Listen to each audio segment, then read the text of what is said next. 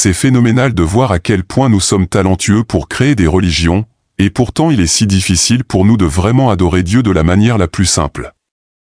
Le monde se dirige vers une religion mondiale unique, avec le catholicisme et l'islam se rapprochant pratiquement pour prétendre qu'ils adorent le même Dieu, se considérant comme frères et sœurs sur des chemins différents sous l'ombrelle des religions abrahamiques qui incluent le judaïsme, l'islam et le christianisme. Sauf le vrai christianisme, le catholicisme s'aligne avec une religion mondiale unique. L'événement le plus marquant récemment a été le 7e congrès des dirigeants des religions mondiales et traditionnelles, qui a eu lieu les 14 et 15 septembre et s'est conclu jeudi dernier. Avant de plonger dans les détails à ce sujet, il est important de mentionner la construction de la maison de la famille Abraham à Abu Dhabi. Ce site sert de centre religieux où catholiques, musulmans et juifs peuvent se réunir pour adorer ensemble, représentant l'unité des religions abrahamiques. Cela est pertinent parce que 2 Thessaloniciens 2 verset 4 nous informe que l'Antéchrist exigera qu'on l'adore, lui et son image, et tous ceux qui ne l'adoreront pas mourront. En fait, ils deviendront des martyrs, car les seuls qui ne l'adoreront pas seront les vrais croyants en Jésus-Christ, quelque chose qui n'est pas mentionné par le pape François dans ses grands rassemblements. Laissez-moi lire un peu de cet article à ce sujet. Les dirigeants des religions mondiales ont aujourd'hui adopté le document sur la fraternité humaine signé par son éminence le grand imam d'Al-Azhar et président du Conseil musulman des anciens, le docteur Ahmed Al-Tayeb, et sa sainteté le pape François de l'Église catholique à Abu Dhabi en 2019. Et cela s'est produit lors du 7e congrès des dirigeants des religions mondiales et traditionnelles, qui s'est conclu récemment. Jeudi dernier, certains points forts du Congrès mondial des religions incluent l'observation que le pluralisme en termes de différence de couleur de peau, de genre, de race, de langue et de culture sont des expressions de la sagesse de Dieu dans la création. La diversité religieuse est permise par Dieu et, par conséquent, toute coercition vers une religion spécifique et une doctrine religieuse est inacceptable. Genèse 11, 4 dit, ils dirent encore, allons, bâtissons-nous une ville et une tour dont le sommet touche aux cieux, et faisons-nous un nom. Cette première description d'une union globale de personnes n'était pas un acte d'adoration, mais de défi. C'était une tentative non pas de créer ou de remplir une religion, mais de se mettre à la place de Dieu, comme s'ils étaient Dieu. Cette réalité tragique est visible dans le monde actuel. Dans le livre d'Isaïe chapitre 1, nous voyons le cœur de Dieu concernant la religion. Dieu a toujours été contre les actes humains qui déforment ses ordres. Il a dit au peuple d'Israël, « Regardez ce que vous avez fait avec les choses que je vous ai dites de faire. Regardez vos fêtes, vos festivals, vos nouvelles lunes, vos sabbats. » Il a dit, « Mon âme vous hait. Comment pouvez-vous faire toutes ces choses, toutes ces activités religieuses, tous ces rituels et en même temps vos mains sont pleines de sang ?» Quand nous réfléchissons à la montée de la religion mondiale, nous devons revenir au livre de la Genèse et comprendre que Dieu a créé l'homme à son image pour une communion merveilleuse avec lui. Malheureusement, à partir du chapitre 3, cette communion a été rompue. Depuis lors, l'homme essaie d'atteindre Dieu, mais souvent, il se met lui-même au centre en créant des systèmes supposément à propos de Dieu, mais en réalité centrés sur les humains. Galates 1 verset 10 dit, « Maintenant, est-ce la faveur des hommes que je désire, ou celle de Dieu? Est-ce que je cherche à plaire aux hommes? Si je plaisais encore aux hommes, je ne serais pas serviteur de Christ. » La véritable foi en Dieu par le Christ n'est pas centrée sur les hommes, il ne s'agit pas de plaire aux hommes ou de les mettre au centre, il y a un fossé grandissant entre ce que Dieu veut que nous fassions et ce que l'humanité en fait. Pour que vous puissiez comprendre plus rapidement et plus facilement tous ces signes, nous traversons des moments difficiles, des moments où les prophéties se réalisent, mais beaucoup ne réalisent pas ce qui se passe dans le monde. Combien de pays a-t-il dans l'Union européenne? Aujourd'hui, il y a 27 pays, mais la Bible dit qu'il y a 10 pays. Donc, la configuration actuelle de l'Europe n'est pas encore la configuration politique qui sera le siège de l'empire de l'Antéchrist. Quand l'Antéchrist apparaîtra, l'Europe devrait être configurée exactement comme l'ancien empire romain. Les mêmes pays qui composaient l'empire romain doivent être les pays qui composeront l'empire de l'Antéchrist. Ce sont les pays autour de la mer Méditerranée. La Bible dit qu'il y a 10 pays, 10 rois, 10 têtes. En interprétant non pas strictement mais plus largement, dans Daniel 7 quand il parle des 4 animaux, le 4e animal représente d'une part l'empire romain et d'autre part l'empire de l'Antéchrist. Il est important de savoir que dans les prophéties, l'empire romain et l'empire de l'Antéchrist sont la même figure mais à des époques différentes.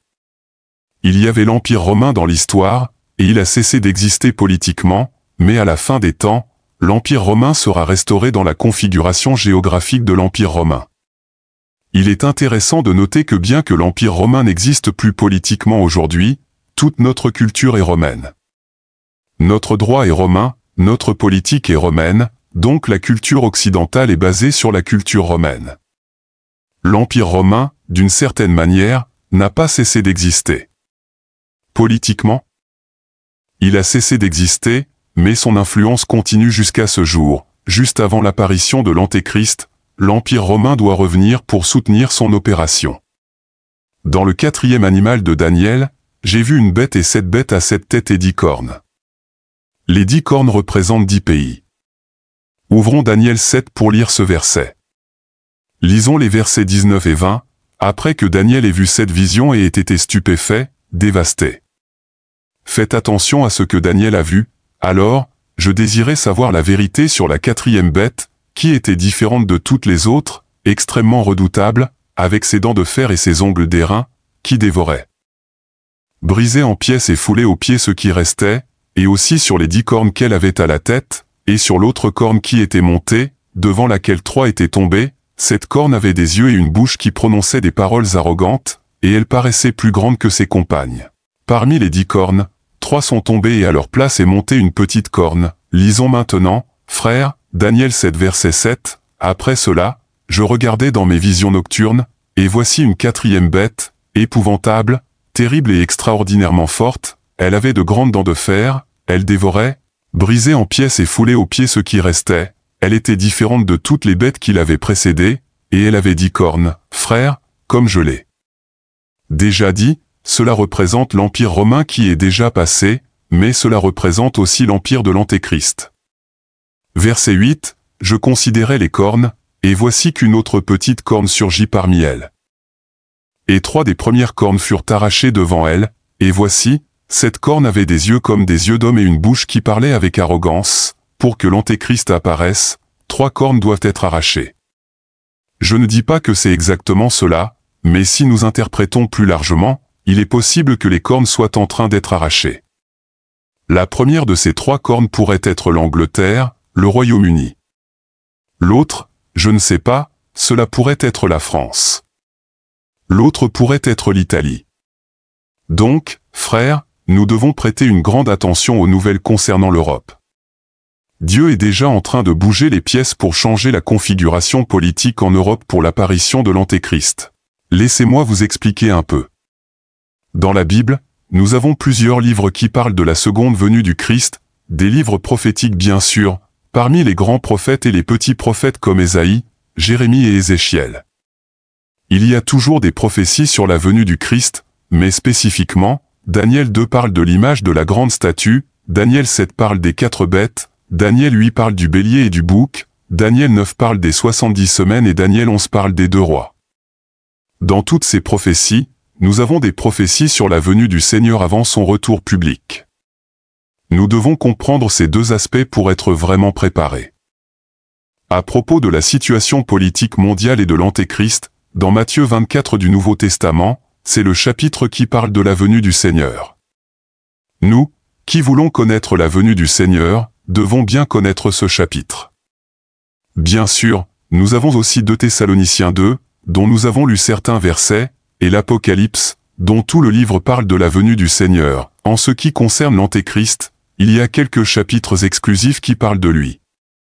Daniel 9 est spécifiquement axé sur l'Antéchrist, et bien sûr, dans tous les autres chapitres, il y a des versets qui parlent de sa venue. Daniel 7, 8, 9, 11 parlent tous de l'Antéchrist. Matthieu 24 parle de l'Antéchrist et 2 Thessaloniciens en parlent avec beaucoup de détails. L'Apocalypse 11, 12, 13, 17 et 18 parlent également de l'Antéchrist. Tout d'abord, nous devons lire notre Bible. Vous devez lire votre Bible, aimer votre Bible. Le temps dans lequel nous vivons exige que vous lisiez non pas pour éveiller votre curiosité, mais pour vous préparer au retour du Seigneur et également pour informer les autres. Dans 2 Thessaloniciens 2, il est dit, « Pour ce qui concerne l'avènement de notre Seigneur Jésus-Christ et notre réunion avec lui, nous vous prions, frères, de ne pas vous laisser facilement ébranler dans votre bon sens, et de ne pas vous laisser troubler, soit par quelque inspiration, soit par quelque parole, ou par quelque lettre qu'on dirait venir de nous, comme si le jour du Seigneur était déjà là. La venue de notre Seigneur Jésus-Christ, chers frères, n'est pas une chose simple. Aujourd'hui, j'évite de parler en trop de détails car les choses changent beaucoup, même à propos de qui est l'Antéchrist et de la venue du Seigneur. Nous avons la venue secrète du Seigneur et la venue publique du Seigneur. La plupart des églises évangéliques n'ont pas une vision claire de la venue du Seigneur. Certaines se raccrochent à la jambe de l'éléphant, d'autres à la queue de l'éléphant, d'autres à l'ivoire de l'éléphant, d'autres à la dent de l'éléphant, d'autres encore à la trompe, disant que c'est de cette façon ou d'une autre. Non, nous devons voir l'éléphant en entier. La venue du Seigneur a deux parties, sa venue secrète et sa venue publique. La venue secrète du Seigneur se produira un peu avant son retour public. Nous devons comprendre ces deux aspects pour être vraiment préparés. Avant les 3 ans et demi-finaux de cette ère, dans Daniel 9, Dieu a révélé à Daniel quelque chose de prodigieux, la chronologie de l'histoire d'Israël. Frères, cette chronologie est exacte. Dieu a attribué au peuple d'Israël 70 semaines. Qu'est-ce qu'une semaine? 7 jours, mais ce ne sont pas 70 semaines de jours, ce sont 70 semaines d'années. Donc, combien d'années cela fait-il? 70x7, soit 490 ans. En d'autres termes, Dieu a montré à Daniel qu'à partir d'un certain événement, Dieu commencerait son chronomètre et à partir de ce moment, c'est tic-tac, 490 ans. Frères, faites attention, ces 490 ans sont exacts. Dieu a dit ce qui suit, à partir du décret, car à ce moment-là Daniel était à Babylone, et Babylone a été plus tard conquise par l'Empire médo-perse. Daniel a également fait partie de l'Empire médo-perse pendant un certain temps et il a fait la prophétie suivante. Il a dit que le peuple d'Israël retournerait à Jérusalem pour reconstruire le temple. C'était à l'époque de Néhémie. Il a dit ce qui suit, lorsque le décret de l'empereur perse sera publié, selon lequel le peuple d'Israël devra retourner à Jérusalem pour reconstruire le temple et les murailles de la ville, alors le chronomètre sera activé, depuis le début de la construction jusqu'à l'achèvement de la construction. Il y a 7 semaines. Combien d'années cela fait-il? 49 ans, soit 7 fois 7, 49 ans. Frères, cela s'est produit exactement en 49 ans, la ville a été reconstruite, les murailles ont été érigées, tout a été construit en 49 ans. La prophétie dit que depuis l'achèvement de la construction de Jérusalem jusqu'à la mort du Messie, il y a 62 semaines, ce qui fait précisément 434 ans. En d'autres termes, depuis le décret de reconstruction de Jérusalem jusqu'à la mort du Messie, il s'est écoulé 483 ans, cela s'est déjà accompli jusqu'à ce que le Messie soit retranché, tué. Le mot en hébreu est de retrancher. Depuis le début du décret pour reconstruire Jérusalem jusqu'à la mort du Messie. Jusqu'à ce que le Messie soit retranché, il s'est écoulé 490 ans. Combien de semaines reste-t-il? 7 semaines. Il se trouve que lorsque le Messie a été retranché, Dieu a arrêté le chronomètre. Pourquoi a-t-il arrêté le chronomètre? Pour que vous et moi puissions entrer, sinon nous n'aurions pas eu de chance, le salut serait uniquement pour les Juifs. Mais Dieu a arrêté le chronomètre à ce moment-là, lorsque Jésus a été retranché, pour insérer l'âge de l'Église, pour vous et moi, afin que nous puissions entrer dans l'histoire. Nous sommes alors entrés dans la période actuelle. Combien de temps durera cette période? C'est incertain, personne ne le sait, et c'est là le problème, il reste une semaine. Combien de semaines se sont écoulées? 7 semaines plus 62 semaines, ce qui fait 69 semaines, soit 483 ans qui se sont déjà écoulés exactement. Si vous lisez l'histoire, tout correspond. Combien de semaines manque-t-il? Une semaine. Combien d'années? 7 ans. Mais personne ne sait quand ces 7 ans commenceront, c'est là le problème. Si nous savions, nous serions prêts, n'est-ce pas? Le problème, c'est que personne ne sait. Mais Dieu donne des signes. Qu'est-ce qui se passe en Europe en ce moment? La situation politique au Brésil, la situation aux États-Unis, il est possible que Donald Trump redevienne président des États-Unis. Qu'est-ce qui caractérise le monde aujourd'hui? Le manque de leaders. Il n'y a jamais eu une telle pénurie de leaders comme aujourd'hui. Il n'y a pas de leader. Qui est le leader mondial aujourd'hui? Personne ne se démarque. Aux États-Unis, il n'y a aucun républicain capable de rivaliser avec Donald Trump. Donald Trump était le meilleur, tous les autres ont abandonné, il était le dernier en lice. En Europe, il n'y a pas de leader. Qui est le leader de l'Europe aujourd'hui? Donc, tout se prépare pour l'apparition de l'Antéchrist. Lorsqu'il apparaîtra, il sera le leader charismatique, plein de diplomatie, bon orateur, capable de convaincre les gens, de bien articuler et il apportera la paix au monde entier. Et tout le monde dira paix, paix, paix, enfin la paix. Il apportera la paix entre les Arabes et les Israéliens et garantira la paix. Il signera l'accord avec Israël. L'ancien temple de Salomon sera reconstruit, mais qui a le courage de démolir cette mosquée? Personne. Alors Dieu bougera son petit doigt. Un jour, ces missiles des Palestiniens dévieront de leur trajectoire, tomberont et détruiront la mosquée, où il y aura un tremblement de terre qui détruira cette mosquée. Mais tout le matériel pour le temple est prêt. En fait, il est confirmé qu'il y a des milliers de vaches rousses pour les sacrifices à Dieu, il reste donc ces 7 années. Que arrivera-t-il exactement au milieu de ces 7 ans, à 3 ans et demi? Ce leader sera soudainement tué, assassiné et tout le monde dira « Oh !» et il y aura une veillée qui sera retransmise sur tous les médias. Puis, au milieu de cette veillée, cet homme se lèvera, il ressuscitera. Quand il ressuscitera, il semblera être la même personne. Mais en réalité, il sera une autre personne. L'esprit de l'abîme sortira et ce sera l'esprit de César Néron, selon les prophéties et interprétations les plus fiables, qui entrera en lui.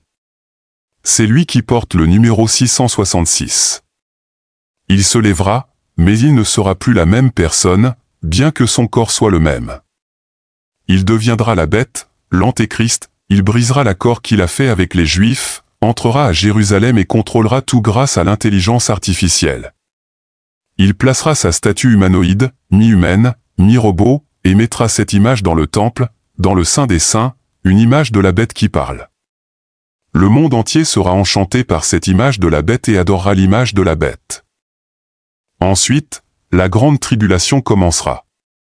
Pendant 3 ans et demi, il tuera les chrétiens et les juifs qui resteront sur terre, pour que vous puissiez comprendre plus rapidement et plus facilement tous ces signes. Nous traversons des temps difficiles où les prophéties se réalisent, mais beaucoup ne perçoivent pas ce qui se passe dans le monde.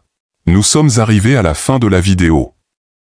Nous espérons sincèrement que les informations partagées vous ont été très utiles.